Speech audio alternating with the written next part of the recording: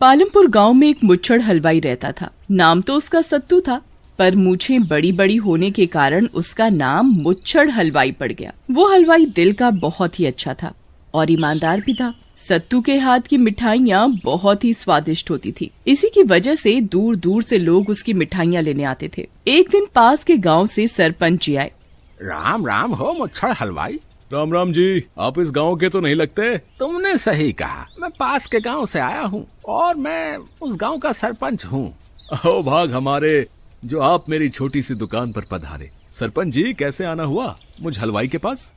हमने बहुत नाम सुना है तुम्हारा कि तुम बहुत अच्छी मिठाइयाँ बनाते हो। मेरे बेटे की शादी है, उसी के लिए आया था।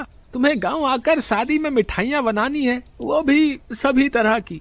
जो हुक्म सरपंच जी, मैं वहाँ आकर मिठाइयाँ बना दूंगा। फिर सरपंच वहाँ से चला जाता है। कुछ दिन बाद मुच्छड़ हलवाई वहाँ जाकर सारी मिठाइयाँ बना देता है। तुमने बहुत अच्छी अच्छी मिठाइयाँ बनाई हैं। पूरे गांव में तुम्हारी बनाई हुई मिठाइयों की खुशबू फैल गई है। मुच्छड़ हलवाई को उसके काम के पैसे मिल जाते हैं और सरपंच कुछ मिठाइयाँ भी उसके लिए बांध देता है और वो अपने घर के लिए जाता है। रात बहुत हो जाती है, जंगल का रास्ता होता है। वो रास्ते पर जा ही रहा होता है, तभी एक चुड़ैल उसके सामने आ खड़ी होती है।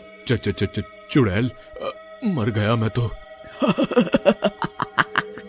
तेरे अंदर से तो बहुत अच्छी खुशबू आ रही है। हाँ, आज मैं तुझे खाऊंगी। ए चुड़ैल, मुझे खाकर तुझे क्या मिलेगा? मुझे जाने दे। तुझे जाने दूंगी तो मैं किसे खाऊंगी फिर? और तेरे अंदर से इतनी बढ़िया खुशबू आ रही है, मेरी तो भूख और बढ़ गई। रुको, ए चुड़ैल, ये खुशबू मेरे से नहीं आ रही, ये तो इन मिठाइयों से आ रही है। लो, ये सारी मिठाइयाँ तुम खा लो। मुच्छड़ हलवाई के पास जो मिठाइयाँ थीं, वो सारी उस चुड़ैल को दे देता है। चुड़ैल सारी मिठाइयाँ खा लेती है।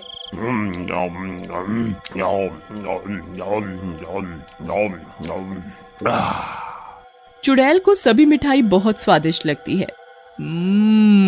ये मिठाई तो बहुत स्वादिष्ट है।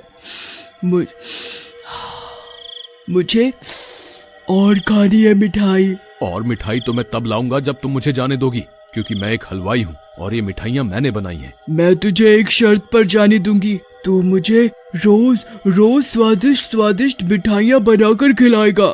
ओ चुड़ैल, तुझे रोज रोज मिठाई खिलाने के लिए मेरे पास इतने पैसे नहीं हैं। कहाँ से बनाऊंगा इतनी सारी मिठाइयाँ? चुड़ैल अपनी गुफा में जाती है और एक सोने से बना फूल लाकर हलवाई को देती है। ये लो, ये सोने का फूल है, तुम इसे बेचकर पैसे ले लेना और उन पैसों से मेरे लिए स्वादिष्ट मिठाइयाँ बनाना। तुम रोज मिठाई लाना, मैं रोज तुम्हें एक सोने से बना फूल दूंगी। फिर चुड़ैल मुच्छड़ हलवाई को छोड़ देती है और उसे जाने देती है। हलवाई भी घर जाकर सांस लेता है। हलवाई की पत्नी सुमन उसे चिंतित देखती है तो वजह पूछती है।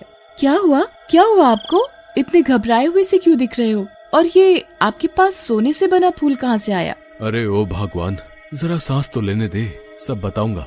अभी मुझे बहुत सारी मिठाइयाँ बनानी है। मुच्छड़ हलवाई उस फूल को बेचकर पैसे लाता है, उससे वो ढेर सारी मिठाइयाँ बनाता है। पर हलवाई की पत्नी सुमन को कुछ समझ नहीं आता और वो फिर पूछती है, अजी आपको ये क्या हो गया? जब से आप दूसरे गांव से आए हैं कुछ अजीब से हो गए हैं, कुछ तो बताओ। मुच्छड़ हलवाई अपनी पत्नी को कुछ नहीं बताता।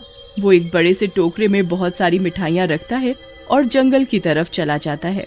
जंगल पहुंचकर वो सारी मिठाई उस चुड़ैल को दे देता है और चुड़ैल अपनी गुफा में जाकर उसे फूल लाकर दे देती है।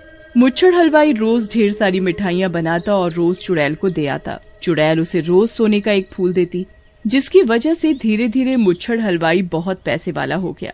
अरे देख रहे हो उस मुच्छड़ हलवाई को? कुछ दिन पहले तो वो साधारण सा हलवाई था और अब देखो इसकी शान और शौकत है। हाँ भाई, ये तो पूरा गांव ही देख रहा है। पूरे गांव में मुच्छड़ हलवाई की ही बातें होती रहती हैं। वो तो है, मिठाई बनाने से कोई इतनी जल्दी अमीर कैसे हो सकता है? भाइयों कुछ भी कहो, पर मुच्छड़ हलवाई की मिठाई तो बहुत ही स्वादिष्ट होती है भाई साहब। एक बार खाओ तो बस मन करता है कि खा दे जाओ भाई साहब। जब गांव के सभी लोग यही बातें कर रहे थे तो चुपके से एक आदमी किशन लाल उन सभी की बातें सुन रहा था। उसे बहुत चिढ़ हो रही थी मुच्छड़ हलवाई से, क्योंकि मुच्छड़ हलवाई गांव का सबसे अमीर आदमी हो गया था। कुछ तो गड़बड़ है, एक मामूली सा मिठाई बनाने वाला आदमी इतनी जल्दी इतना अमीर कैसे हो गया? मुझे चुपचाप इस पर नजर रखनी पड़ेगी। किशनलाल मुच्छड़ हलवाई के घर के पीछे बनी खिड़की से झांक कर सब देख रहा था। ये हलवाई इतनी सारी मिठाइयाँ क्यों बना रहा है? इतनी ढेर मिठाइयाँ तो ये अपनी दुकान में नहीं रखता। किशनलाल को वहाँ खड़े खड़े सुबह से रात हो जाती है। फिर वो क्या देखता है कि मुच्छड़ हलवाई वो सारी मिठाइयाँ एक टोकरे में भर रहा है और उस टोकरे को सर पर उठाकर जंगल की तरफ ले जा रहा है। किशनलाल को कुछ भी समझ नहीं आ रहा था कि ये हलवाई जाता कहाँ है। वो रोज छुपकर देखता था और रोज यही होता रहा। एक दिन हलवाई की पत्नी सुमन से रहा नहीं गया और पूछने लगी, अब बहुत हुआ जी, आज तो मैं पूछ कर रहूंगी। बताओ ये सब क्या चल रहा है? आप इतनी मिठाइयाँ कहाँ लेकर जाते हैं? ठीक है, आज मैं तुम। मुच्छड़ हलवाई अपनी पत्नी को सब बता देता है। इतने दिनों से आप उस चुड़ैल के लिए इतनी मिठाइयाँ बनाते आ रहे हैं और वो सारी खा भी जाती है। ऐसा कब तक चलेगा जी? अगर आपने उस चुड़ैल को मिठाई देना बंद कर दिया तो वो चुड़ैल आपको मार देगी। सुमन, जब तक मेरे शरीर में जान है मैं तब तक उस चुड़ैल के लिए मिठाई बनाता रहूंगा, फिर वो मेरा कुछ नहीं बिगाड़ सकती। मुच्छड़ हलवाई और सुमन की बातें किशनलाल चुपके से सुन लेता है और मन ही मन बहुत खुश होता है। अच्छा जी, तो ये बात थी, तभी ये हलवाई वाला इतना पैसे वाला हो गया। अगर मैं भी उस चुड़ैल को मिठाई खिलाऊं तो वो मुझे भी रोज एक सोने का फूल देगी। हाँ। किशनलाल मुच्छड़ हलवाई से ढेर सारी मिठाई खरीदकर उन मिठाइयों को पोटली में बांधकर जंगल में जाता है और जानबूझकर जंगल में इधर उधर घूमता है। तभी चुड़ैल किशनलाल के सामने आकर खड़ी हो जाती है। उससे भी वही बोलती है जैसा मुच्छड़ हलवाई से बोला था। रुक जा, आज तो मैं तुझे खाकर अपना पेट भरूंगी। किशनलाल को इतनी जल्दी थी सोने का फूल पाने की तो अपने आप ही बोल पड़ा, तुम मुझे जाने दो, मेरे पास बहुत ही स्वादिष्ट मिठाई है, तुम इसे खा लो। चुड़ैल उससे मिठाई ले लेती है और उसे भी अपनी गुफा से सोने का फूल लाकर दे देती है। किशनलाल फूल लेकर अपने घर जाता है और सारी कहानी अपनी पत्नी मीरा को बताता है। उसकी पत्नी मीरा खुशी से पागल हो जाती है और झूमने लगती है। अब तो हम बहुत अमीर हो जाएंगे, मेरे पास सब कुछ होगा, ढेर सारे गहने होंगे, महंगी महंगी साड़ियाँ होंगी। हाँ, क्यों नहीं, अब हम मुच्छड़ हलवाई से भी ज्यादा अमीर हो जाएंगे। मैं रोज उस चुड़ैल के पास जाऊंगा और रोज हमें एक सोने का फूल मिलेगा। किशनलाल रोज मुच्छड़ हलवाई से ढेर मिठाइयाँ लेता और रोज चुड़ैल के पास जाता। ऐसा करते करते किशनलाल भी बहुत अमीर हो गया। एक दिन उसकी पत्नी मीरा बोली, अजी सुनो जी, आपने मुझे बताया था कि वो चुड़ैल अपनी गुफा में जाती है और सोने का एक फूल लेकर बाहर आती है। मुझे तो ये लगता है कि उस गुफा में कोई जादुई सोने का पौधा होगा, उसी पौधे से वो चुड़ैल फूल तोड़कर तुम्हें देती है। क्यों न तुम चुपके से उस गुफा में जाओ और जो जादुई पौधा है उसे पूरा का पूरा उखाड़ कर यहाँ ले आओ। हम उस पौधे से सारे फूल एक साथ उखाड़ लेंगे, रोज रोज का झंझट खत्म। मीरा, वो चुड़ैल है, अगर वो गुफा में ही हुई तो वो मुझे कच्चा चबा जाएगी। आप चिंता न करो, जैसा मैं बोलती हूँ तुम वैसा ही करो। तुम जंगल जाओगे तो पेड़ के पीछे से छिप कर देखना। जैसे ही वो चुड़ैल अपनी गुफा से बाहर निकल जाएगी तो तुम चुपचाप गुफा में घुस जाना और पौधा तोड़ कर ले आना। अगले दिन उस चुड़ैल को बोल देना, उस मुच्छड़ हलवाई के पास मैंने वो पौधा देखा। चुड़ैल उस मुच्छड़ हलवाई को मारकर खा जाएगी। अगले दिन किशनलाल वैसा ही करता है जैसा उसकी पत्नी ने बोला था। वो एक पेड़ के पीछे छिप जाता है। जैसे ही चुड़ैल गुफा से बाहर कहीं जाती है तभी किशनलाल गुफा में घुस जाता है तो वहाँ क्या देखता है। मीरा ने सच ही कहा था कि कोई सोने का पौधा होगा और ये तो सच में ही सोने का पूरा पूरा पौधा है। अब मैं इसे यहाँ से जल्दी इस पौधे को उखाड़ कर ले जाऊं, इससे पहले कि वो चुड़ैल यहाँ आ जाए। किशनलाल को ये पता नहीं था कि जो पौधा वो उखाड़ने जा रहा है उस पौधे में उस चुड़ैल की जान है। जैसे ही किशनलाल उस पौधे को उखाड़ने के लिए हाथ लगाता है वहाँ चुड़ैल को गुफा में किसी के होने का आभास हो जाता है। ये मेरे साथ क्या हो रहा है? मुझे इतनी घुटन क्यों हो रही है? ऐसा लग रहा है कोई मेरा गला दबा रहा है। कहीं मेरे पौधे को कोई उखाड़ तो नहीं रहा? नहीं छोड़ूंगी उसे। चुड़ैल जब गुफा में जाती है तो क्या देखती है, किशनलाल उस सोने के पौधे को पूरी ताकत से उखाड़ रहा है। पीछे मुड़कर देखता है कि चुड़ैल गुफा में आ गई। मर गया अब तो, मीरा ने बुरा फंसा दिया, अब ये चुड़ैल मुझे मार देगी। तेरी इतनी हिम्मत, मेरी ही गुफा में घुसकर मेरे पौधे को लेकर जाएगा तू? शायद तू भूल गया कि मैं कौन हूँ। अब तो नहीं बचेगा। किशनलाल थर थर कांपने लगता है।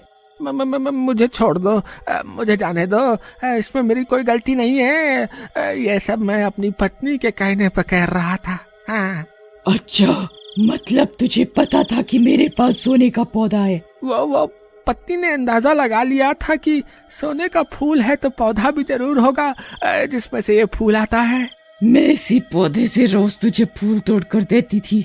इस पौधे को मेरे अलावा कोई हाथ नहीं लगा सकता, और तूने इसे उखाड़ने की कोशिश की। इस पौधे में मेरी जान है। क्या? अब चुड़ैल अपने लंबे लंबे हाथ करती है उसे मारने के लिए। किशनलाल को कुछ समझ नहीं आता कि अब उस चुड़ैल से कैसे पीछा छुड़ाऊं। उसकी नजर फिर उस पौधे पर जाती है। वो जल्दी से उस पौधे को उखाड़ देता है। उखाड़ते ही चुड़ैल के शरीर में आग जलने लगती है और जलकर भस्म हो जाती है। चलो जी, इस चुड़ैल से हमेशा के लिए छुटकारा भी मिल गया और सोने का पौधा भी मिल गया। तभी वो क्या देखता है कि वो पौधा धीरे धीरे काला पड़ता जा रहा है और पूरा राख बनकर हाथ से फिसल कर नीचे गिर गया है। चुड़ैल के मरते ही उसका पौधा भी मर गया। अरे, मैं तो उस फूल से भी गया जो मुझे रोज रोज मिलता था सोने का। पत्नी की बातों में आकर सब गवा दिया। तभी कहते हैं लालच नहीं करना चाहिए। शहर से दूर महिपालपुर नाम का एक गांव था। रोज की तरह एक दिन रिंकी और पिंकी स्कूल से वापस लौट रहे होते हैं और तभी उनको रास्ते में गोलगप्पे वाला दिखता है। मुझे तो गोलगप्पे खाने का बहुत मन कर रहा है, चल ना रिंकी गोलगप्पे खाते हैं। कैसी बात कर रही है पिंकी, मेरे पास एक भी पैसे नहीं है। तुझे पता है ना माँ हमें पैसे कहाँ देती है। पर मुझे तो गोलगप्पे खाने ही है। चुपचाप घर चल और गोलगप्पे कल खा लियो। पिंकी की शक्ल उतर जाती है और वो उदास होकर गोलगप्पे वाले के सामने से जाने लगती है। पर तभी गोलगप्पे वाले की आवाज सुनकर दोनों बहनें अचानक रुक जाती हैं और पीछे मुड़कर देखती हैं। गोलगप्पे खा लो, गोलगप्पे फ्री के गोलगप्पे खा लो। आओ आओ जल्दी आओ, फ्री के गोलगप्पे खा कर जाओ। अरे रिंकी, ये तो फ्री में गोलगप्पे दे रहा है। पर कोई फ्री में गोलगप्पे क्यों खिलाएगा? मुझे तो कुछ गड़बड़ लग रही है। पिंकी तू चल यहाँ से। तू बेकार की बात मत कर समझी। एक तो फ्री में गोलगप्पे खाने को मिल रहे हैं और उसमें भी तुझे पता नहीं क्या गड़बड़ लग रही है। अरे गोलगप्पे ही तो है, कोई बम थोड़ी है जो मुंह में फट जाएंगे। पिंकी रिंकी की एक नहीं सुनती और फ्री के गोलगप्पे खाने चल देती है। आओ बच्चों आओ, बताओ कौन सा गोलगप्पा खाओगे, खट्टा या मीठा? मुझे तो खट्टा वाला खाना है। पर क्या आप सच में फ्री में गोलगप्पे खिलाओगे ना? हाँ बेटा, मैं तुमसे एक भी पैसा नहीं लूंगा। तुम्हें जितने गोलगप्पे खाने हैं उतने खाओ। पिंकी तो बस फिर ऐसे ही गोलगप्पे खाना शुरू करती है कि रुकने का नाम ही नहीं लेती। वो एक के बाद एक गोलगप्पा खाती ही जाती है। रिंकी वहीं खड़ी पिंकी को बस देखती रहती है और खुद एक भी गोलगप्पा नहीं खाती। काफी सारे गोलगप्पे खाने के बाद जब पिंकी का पेट बिल्कुल भर जाता है तब जाकर वो गोलगप्पे खाना बंद करती है। बस भैया आप बस करो, मैंने बहुत सारे गोलगप्पे खा लिए, अब बस, और मैं नहीं खा सकती। इतने ही काम कर जाएंगे क्या? अरे मेरा मतलब इतने ही काफी है, तुम्हारा पेट भर गया होगा है? हाँ वही तो। पिंकी और रिंकी अब घर के लिए निकल पड़ते हैं, पर रिंकी को उसका ऐसा फ्री के गोलगप्पे खाना अच्छा नहीं लगता। कुछ देर बाद जब पिंकी और रिंकी घर पहुंचती हैं, तो दोनों अपने अपने कामों में लग जाती हैं। रिंकी अपनी माँ का खाना बनाने में हाथ बटाती है और पिंकी अपने कमरे में जाकर खेलने लगती है। पूरा दिन ऐसे ही निकल जाता है। रात को सब सो जाते हैं।